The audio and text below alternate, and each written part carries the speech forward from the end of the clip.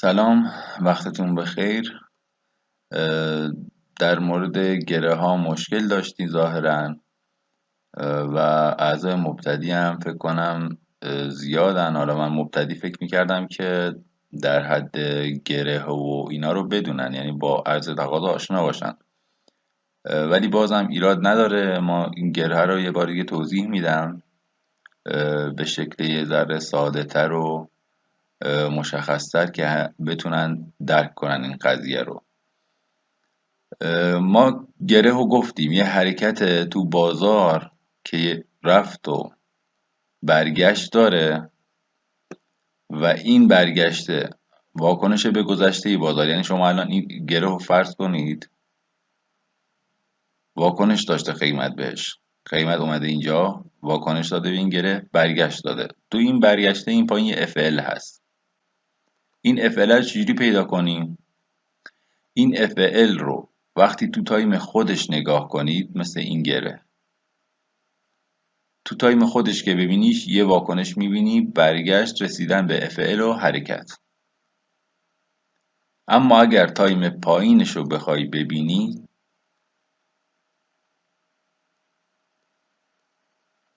یه همچین ساختار نامنظمی میبینی، شلخته است، یعنی متوجه نمیشی چه حرکتی داره انجام میشه. باید بیای تو تایم خودش، یعنی وقتی حرکت اینجوری شلخته طور بود، یه حالت رنجی داشت، نمیدونستی چجوریه، حرکت چه اتفاقی براش افتاده، واکنش به کجاست، میای یه تایم عوض میکنی. تایمو که عوض کنی این کندلا رو این شکلی میبینی، دیگه اون ساختار در هم ریخته رنج رو نمیبینید. بعد این که واکنش داد به ناحیه گذشته بازار که بشه این گره، یه برگشت میده. برگشت که داد تو تایم خودش که ببینی یه FL میبینی زیرش. این FL بهمون دیدگاه میشه. اگه این FL اومد اینگلف شد با همین حرکت برگشتی که قیمت یه برگشت میده و ادامه ریزش، که اینو گفتم بعداً کار میکنیم، برای الان نیست، فقط ببینیدش رو چارت. اما اگر قرار بر ادامه حرکت باشه چه اتفاقی میفته؟ این میاد رو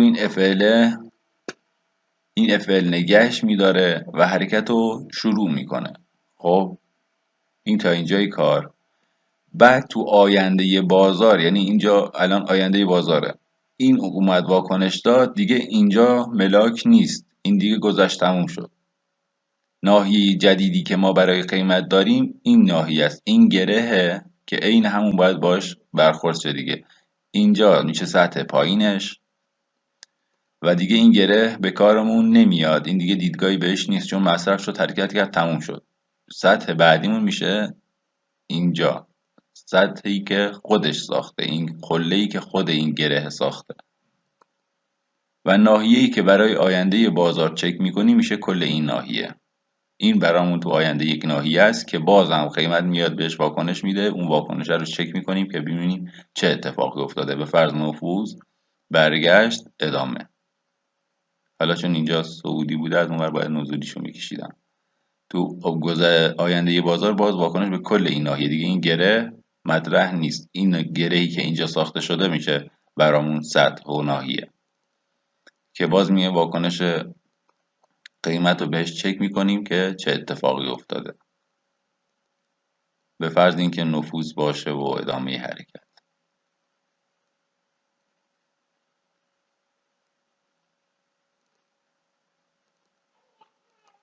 این از این. حالا خود گره چیه؟ یک توضیح هم در مورد خود گره بدم.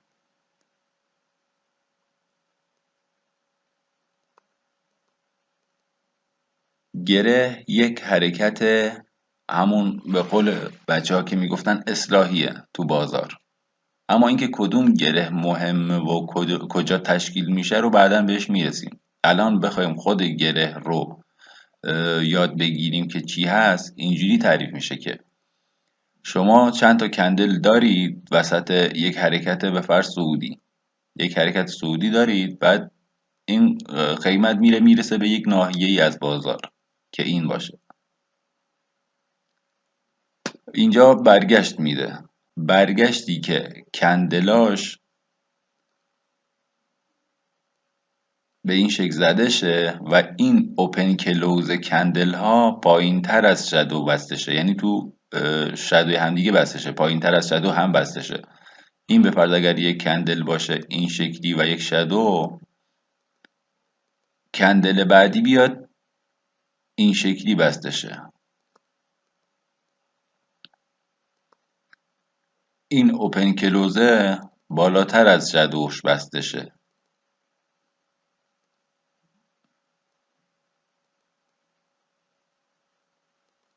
و کندل بعدی همینطور. این اوپن کلوزا بالاتر از شادوی هم بسته شن و حرکت حالت روند داشته باشه. این گره خودش یک روند داره، حالا یا نزولی میشه ادامه، یا حالت برعکسش دیگه میشه نزولی ادامه و حرکت بعدیش میشه صعودی یا ادامه.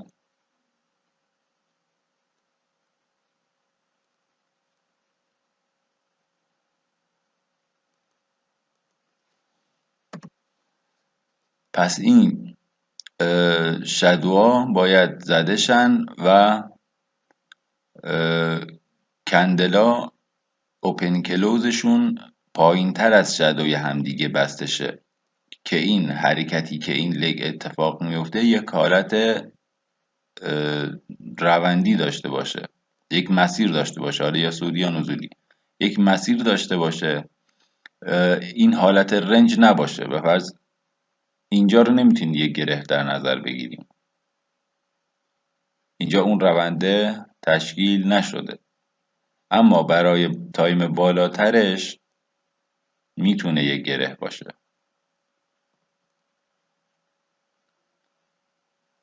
یک شادو بوده که اینم باز آینده بهش میرسیم، اینطور گره ها رو تشخیص دادن. یک گره بوده اما تایم پایین اون رنج اتفاق نیفتاده، رعایت نشده اون ساختاری که باید. تایم پایین ترش هم که میبینید دیگه یک حرکت رنج که تو بحث های آینده است و بهش میرسیم. پس برای یک گره باید اوپن کلوزا پایین تر از شادو هم دیگه باشه، یک حالت روندی داشته باشه، حالا که بعد این قیمت میاد میرسه پایین، میرسه به این FLی که پایین هست. اینجا مثالش همونه، گره ها رو ببینید و اینجا رو، کندل ها اوپن کلوزش بالاتر از شادوی هم دیگه است. این برامون یک گره میشه. چرا؟ چون یک حرکت صعودی داشتیم، برگشت داشته، این برگشته اوپن کلوز و کندلا پایین تر از هم بوده، یک روند حالت نزولی داشته، رسیده به FL و FL شده سکوی پرتاب برای این گرهی که تشکیل شد. حالا این گره واکنش به کجا بود؟ واکنش به این ناحیه است که بعداً در موردش صحبت میکنیم. این استثناءً یه جاییه که اون موضوعی که خودم گفتم رعایت نشده. این یک بحثی که برای آینده است، ولی در کل میخوام اینو بدونید که اینو اگر شما یک گره از گذشته بازار در نظر بگیرید، این حرکت اومده شار رسیده به این گره. حرکت اول نفوذ بوده به این ناحیه، نفوذ که بوده، بعد یک حرکت تقریبا نزولی داشته، اوپن کلوزو پایین تر از هم، رسیدن به FL و حرکت که ساختار همین گره تایم پایین چی میشه؟ تصویه ریورس بوده و رسیدن به این FL و حرکت. پس با یه تایم عوض کردن میشه متوجهش شد. این ناحیه هم که از قبل داشتیم، حالا بحثش برای آینده است و کاری نداریم. این FL و حرکت قبلی، این حرکتش رو اومده رسیده به اینجا، یک حرکت برگشتی داده و ادامه حرکت.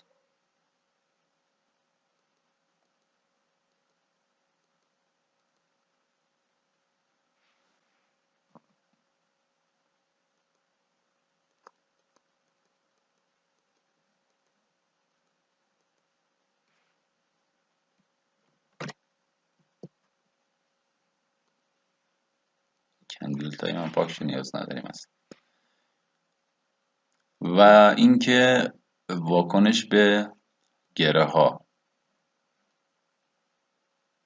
تو آینده بازار.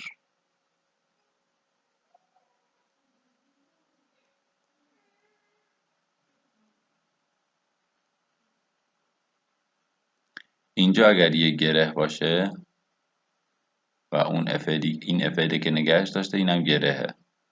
حرکت اول نفوذ بوده، حرکت دوم اینگلف، برگشتش رو داده و حرکت. حالا این حرکت چرا دوباره برگشته؟ برای آینده است، کاری نداریم به اینا. چیزی که الان مهمه یه گره داشتیم، نفوذ، اینگلف، برگشت، حرکت. دیدگاهی که تو لایو داری، تو لایو ما این قسمت رو که نداریم دیگه. وقتی تو لایو بازار هستیم اینجا رو داریم، میایم برای این تصمیم میگیریم. یه گره داشتیم، نفوذ، اینگلف، برگشت و حرکت.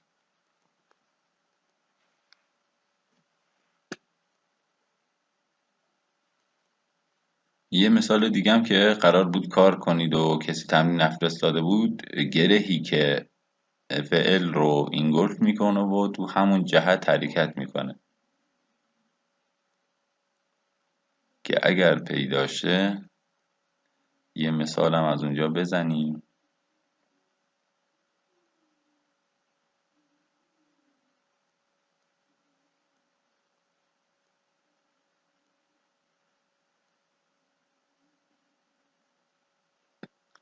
اینجا مثال فعلیه که قیمت رو نگه داشته.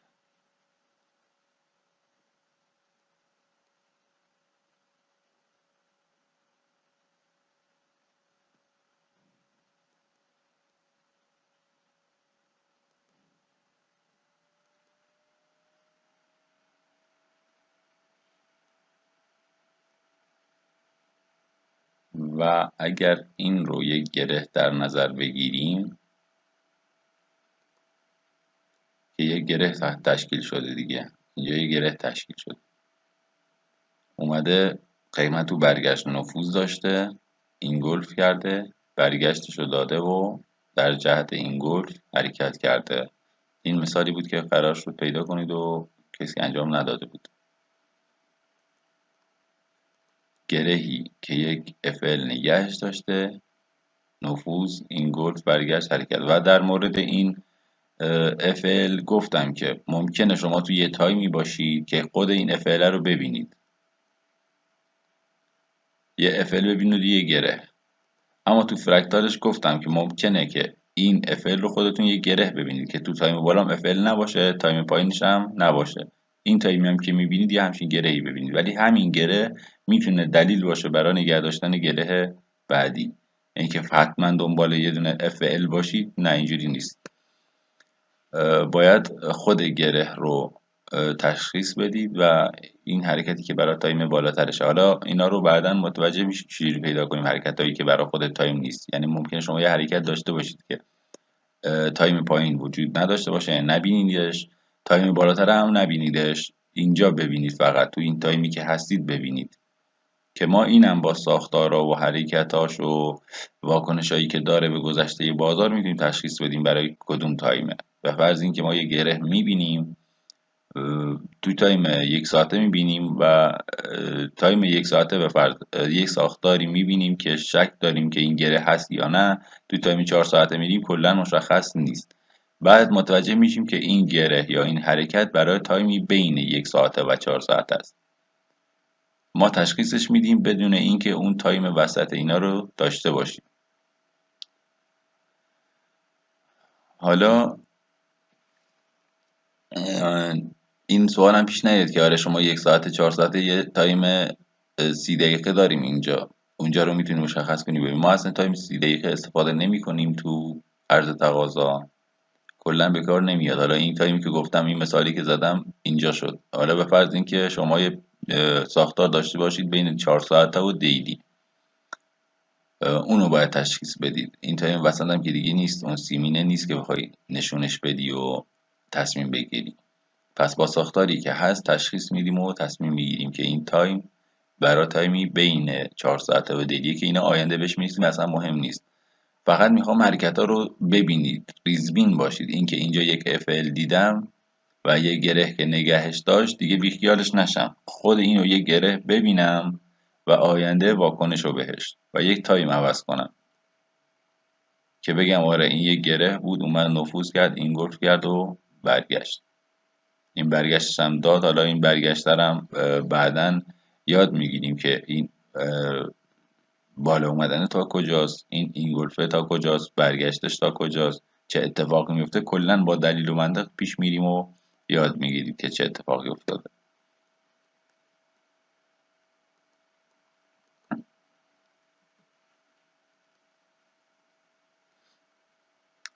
خب اینم از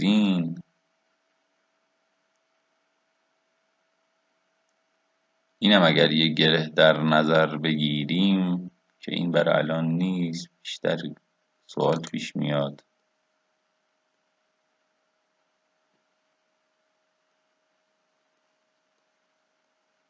بریم تو گذشته چارت. این حرکت ها برای این تایم نیستن که ما ببینیمش. اینجا مثلا قبلا زدم البته که اینجا یک FL برای تایم ویکتی، حرکت اول نفوذ و بعد رد شدنش.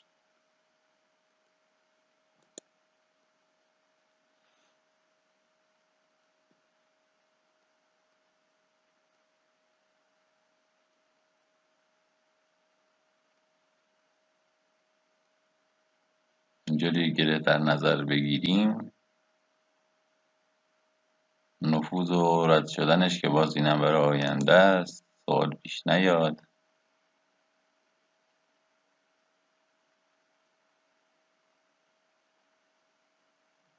ساختاری داری که گرهی که دارید و باید تو تایم خودش ببینید که بتونید تشخیص بدید. به فرض اینجا رو میبینید،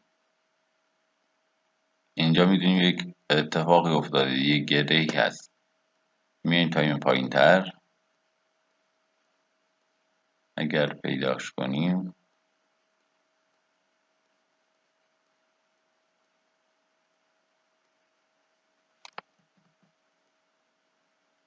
نه متاسفانه اونجا رو بهمون نمیده با این دیتا.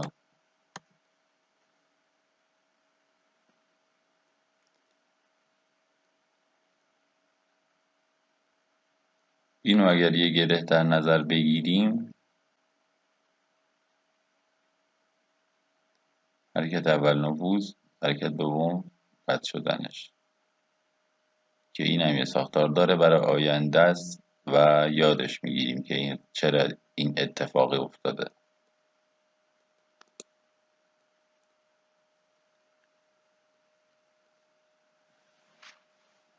کلا هدف الان نشون دادن گره و یه توضیح در مورد گره بود که امیدوارم دیگه با این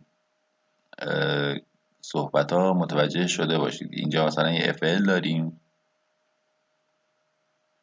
و یک گره روش تشکیل شده، این FL نگهش داشته. این FL واکنش به کجا بوده؟ این گره ببخشید واکنش به این FL بوده و چون حرکت اول نفوذ بوده به FL،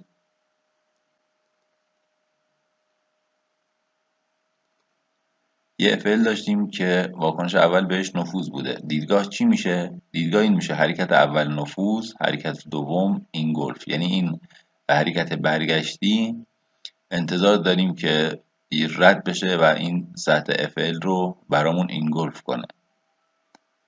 پس میایم روی FL حساب میکنیم. این میشه FLی که زیر گره هست. ما الان تایم عوض کردیم، تو این تایم دیدیمش. این کندل صعودی داشتیم، اولین کندل برگشتی نفوذ به FL بوده، سطح گذشته بازار.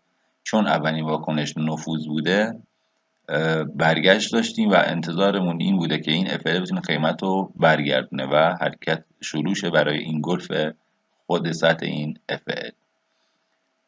کندلار هم که دیدید یه حالت روند نزولی داره، یک روند نزولی تشکیل شده. اوپن کلوز هم که پایین تر از شادوی همدیگه است.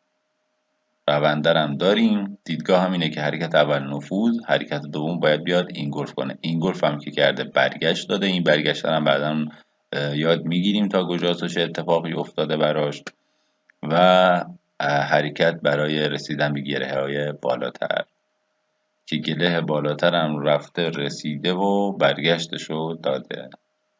این هم گره بالاتر که همزمان اینجا برامون دیدگاه داده که قرار برسه به این گره بالاتره. حالا اینجا یه ساختار هست که دیدگاه رسیدن به این گره بود از قبل. اینجا اومده نفوذ داشته به این گره، یعنی اینجا میتونست به همون یه دیدگاه بده برای اینکه احتمال داره از این FL قیمت برگرده. چطور میشد؟ این که میومد به 100 میزد، برگشت میداد نفوذ و بعد میومد این FL رو انگولف میکرد، بعد که انگولف کرد برگشت میداد. ما اون ساختاری که میداد متوجه میشدیم چه اتفاقی قرار بیفته و احتمال اینکه از این FL برگرده برامون یه سناریو میداد و میتونستیم تشخیص بدیم. اما این حرکت اولی که اومد و نفوذ کرد مستقیم به این FL، دیدگاه این شد که این اینگولفش رو برسه به گره بعدی. بعد اومد این گره بعدی رو چک کردیم، سطوحش رو پیدا کردیم و حرکت اول شده بود سطح گره، برگشتی که داد و نفوذ و برگشت و این نفوذه بعداً یاد میگیریم که چه اتفاقی میفته و تا کجا باید این نفوذ ادامه داشته باشه. یعنی اینجا ما قبلش میدونستیم که اینجا نفوذ این جایی نیست که قراره برگرده، از یه گره بالاتر برمیگرده. چرا؟ چون اینجا بازم یه FL داشتیم،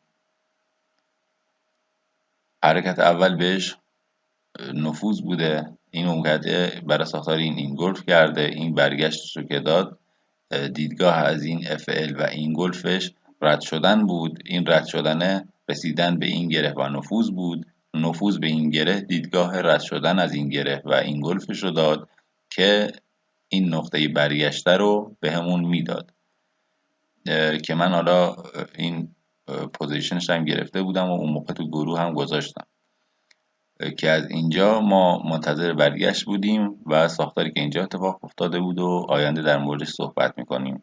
یعنی کل این گره ها و واکنش بهشون دیدگاه داد برای اون گره اصلیه. گره اصلی ما این بود، این گره هایی که داشتیم و واکنش هایی که چک کردیم به همون دیدگاه میداد برای رسیدن به این. حالا اینا رو کلا بعدا کار میکنم متوجه میشید، الان ذهنتون سمت این نره.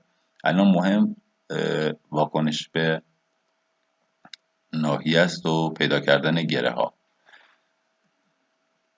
که اگر خود این حرکت تو تایم بالاش ببینیم، تایم ویکتی بود که اینجا یه ساختار هست، یه گره داریم، سفارشاتی که تو این گره بود رو اومد جمع کرد قیمت و برگشت داد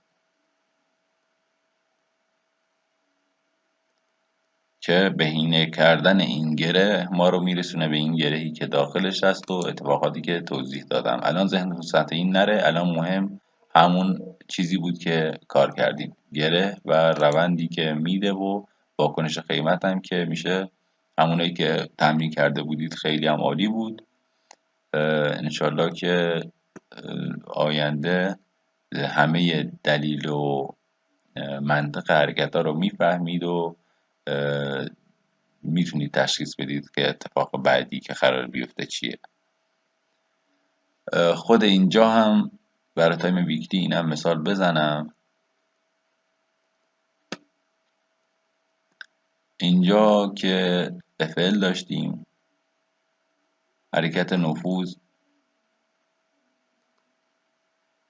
اتفاق افتاده بود، حرکت بعدی رد شدنش که حالا تو این مثال اینجا دیدگاه میتونست برگشت از همین جا هم باشه که تو کانالم تحلیل گذاشته بودم، چون یه ساختاری هست که بعداً کار میکنیم دیگه، در مورد صحبت نکنیم.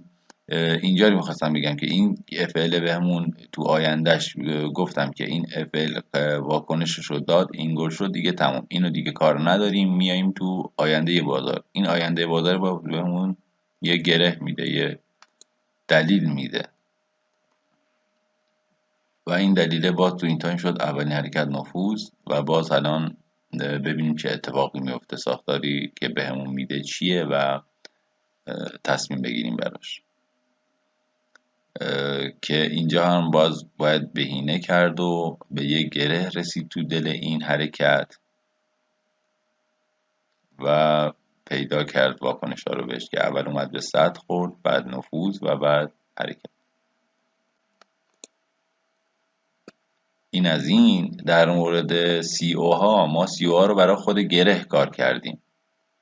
اینکه اینجا FL تشکیل شده، گره برگشت داده، این شادوهایی که زده به معنی CO، این مسیر پاکسازی شده و رسیده به FL و یک حرکت شارپ داشته.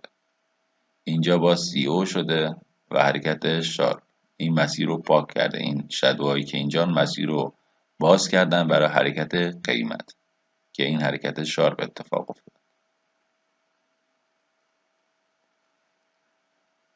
از این ورم اینجا CO داشتیم که اینا برای گره نیست، برای آینده فقط میخوام شادوها رو بهتون بگم و CO ها رو. اینجا CO داشتیم، این حرکت شارپ اتفاق افتاده. اینجا وقتی CO میشه مسیر باز میشه، سفارشی نیست برای اینکه قیمت بخواد بهش واکنش بده، که ما بعداً کار میکنیم انتقال سفارش و کجا سفارش هست و کجا برگشت داره و کجا شارپ رد میشه، همه اینا رو کار میکنیم. امیدوارم که با این ویدیو دیگه کامل متوجه حرکت گره و واکنش‌ها شده باشید. موفق باشید و پر انرژی.